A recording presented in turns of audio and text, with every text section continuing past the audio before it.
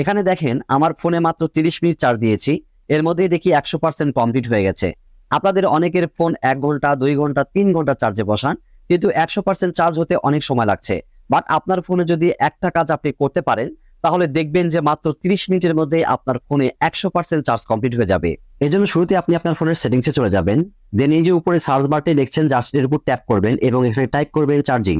Charging লিখে type করার সাথে সাথে আপনাদের সামনে স্মার্ট চার্জিং নামে একটি অপশন শো করবে, জাস্ট এর উপর ট্যাপ করবেন। দেন এখানে আবার স্মার্ট চার্জিং এই অপশনটা আপনাদের সামনে আসবে। তো অনেকের ফোনে এই অপশনটা ফাস্ট কেবল চার্জিং এই নামেও থাকতে পারে। তো যে নামেই থাকুক না কেন, এই অপশনটা যদি আপনাদের অফ থাকে, জাস্ট আপনারা ট্যাপ করে অন করে দিবেন। তাহলে এখন থেকে আপনাদের ফোনের চার্জ 30 মিনিটে কমপ্লিট হয়ে যাবে। ভাই, মোবাইলের ডিসপ্লে আলো অন অফ করার জন্য বারবার ফোনের পাওয়ার বাটন ইউজ করছেন? আপনি কি জানেন এই পাওয়ার বাটন বেশি ইউজ করার ফলে আপনার শখের ফোনটা নষ্ট হয়ে যেতে পারে? আজকে আপনাদেরকে দেখাবো কিভাবে আপনি ফোনের ডিসপ্লে পাওয়ার বাটন ছাড়াই অন অফ করতে পারবেন। ভিডিওটি অনেক দরকারি, তাই শেয়ার করে রেখে দিন। আর নতুন নতুন টিপস পেতে পেজটি ফলো দিয়ে সাথেই থাকুন। এজন্য ফোনের সেটিংসে গিয়ে এর সার্চ বারে টাইপ করবেন ডাবল একে সার্চ করার সাথে সাথে আপনার সামনে ডাবল ট্যাপ টু লক এই অপশনটা দেখতে পারবেন। জাস্ট আপনারা এই অপশনের উপর ট্যাপ করবেন।